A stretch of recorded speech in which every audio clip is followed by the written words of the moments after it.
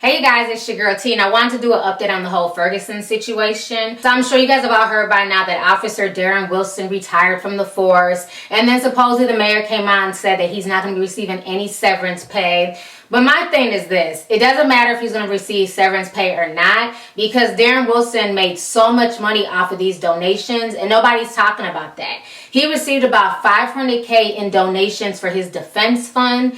Some of that was used for his defense fund, but the rest of that money is legally his. They also started another fund for him that's now accumulated up to $2,300, where they're selling free Darren Wilson wristbands and sweatshirts and t-shirts and things like that. And then on top of that, what I also heard is that ABC News, when he did the interview with George Stephanopoulos, ABC reportedly paid him close to $500,000 as well. So this man is sitting really lovely. And not to mention, when he was out on leave for shooting Mike Brown, Ferguson police officers make about $66,000 a year. So since August, he's been receiving paid leave. I don't understand why the media is trying to make it look like, he's having to quit his job and poor him, and he's gonna be, homeless, and he has a family. And it's like, no, what he's gonna do is live off of his donations, the rest of his paid leave, and all these people who are supporting him. So if anything, Darren Wilson is in a lot better position now than he was before the Mike Brown shooting.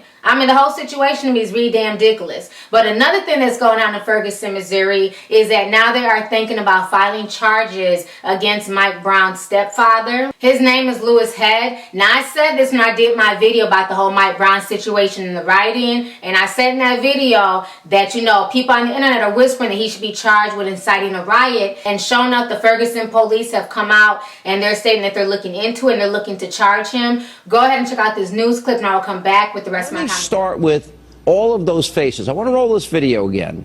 You got all of these people rushing into the Ferguson market.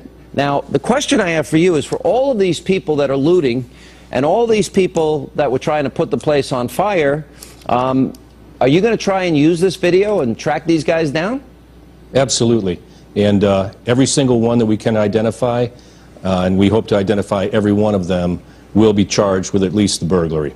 So you are going to follow up, and that goes for the cell phone store, that goes for the liquor store. Do you have footage from both those places as well? Yes, we do. Everything that we've had burglarized or burnt, we intend to prosecute to the full extent of the law. Why hasn't crimes. Dorian Johnson, who's in the video of the robbery of that convenience store, and Michael Brown hands him the stolen material? Now, he didn't intimidate the clerk the way Michael Brown did. Why hasn't he been brought up on any charges for his part in that robbery? My recollection of the tape is that he put that box back on the counter and didn't actually leave the store with it. Well, I'd have to go back and look at it. And what about perjury? What about those people that testified, like Dorian Johnson, who said, oh, Michael Brown had his hands up, oh, we were just minding our own business? All he did was lie when he made those reports. Do you think you could pursue perjury charges in his case? I'm not sure. That would be up, obviously that's going to be up to the prosecuting attorney's office to look into that. And we're very focused on getting all the violent criminals that went through our community the other night. Yeah. Now, a lot of other comments were made that I would argue, and even the Lieutenant Governor, Peter Kinder, is going to join us later in the program, and it had to do with the stepfather of Michael Brown, who said, burn this down, talking about the town of Ferguson leading into the events of last week. My question is, do you believe those comments should be pursued? Is that inciting a riot? We are pursuing those comments, and there's a lot of discussion going on about that right now, but I really can't get into that at this time.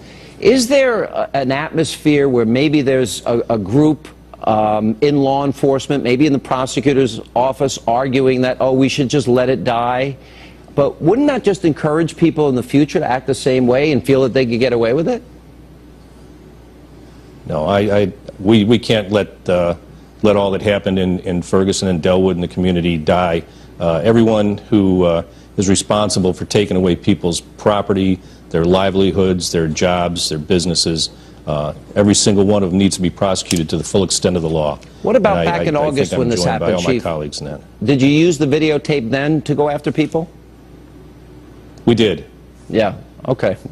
All right, so you guys just watched the news clip, and this just goes to show you that you have to be careful what you say. And I didn't agree with him getting upset and saying that. A lot of folks are saying, well, he was upset because his stepson was shot and killed, and I understand that. But my thing is, he was under a microscope. The media's going to take anything that they do and say and run with it. You know what I'm saying? Him and Mike Brown's mother have been under a microscope since day one, so he shouldn't have said anything. You know, because even Mike Brown's biological father, Michael Brown Sr., he said that he wanted nothing but peace. He didn't want anybody rioting, burning down anything in the name of his son. You know, so now they're looking to indict the stepfather for inciting a riot. They're also looking to charge a lot of these rioters and looters and everything else.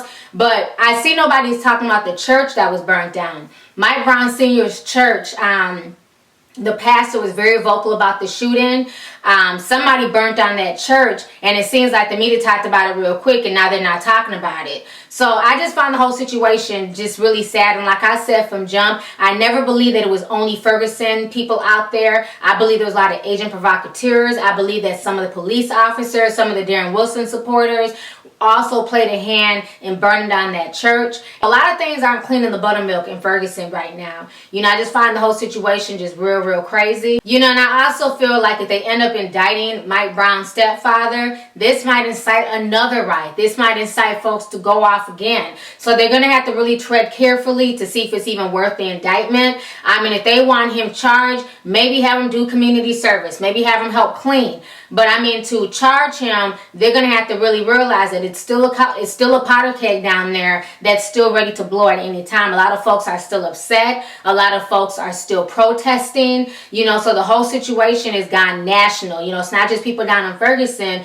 but people all over the country protesting this whole Mike Brown shooting, this whole Darren Wilson verdict. So they're going to have to tread really carefully on what they want to do. But with that being said, I do have to give Mike Brown's stepfather the side eye. You know, I understand being upset, but I also hope he was really involved in Mike Brown's life, because from what I've heard, Mike Brown lived with the grandmother. He wasn't living with any of his parents. He wasn't living with the stepfather, the mother, or the father. He was living with his grandmother. His grandmother was the one who had been raising him for the past few years. So I really hope, as you know, upset and as angry as this man was, that he really was playing a vital part in Mike Brown's upbringing. You know, so like I said, I understand that it was his stepson. I understand him being angry. But with that being said, I also hope that he played a vital role in his stepson's life. I also hope that he was there for Mike Brown, and he was really, you know what I'm saying, being that father figure to him, and not just trying to do that after the fact. The situation is just a mess. But I think between them trying to indict him and then Darren Wilson having all this donation money, I think it can spark another powder keg, because folks are still upset. You know, folks are still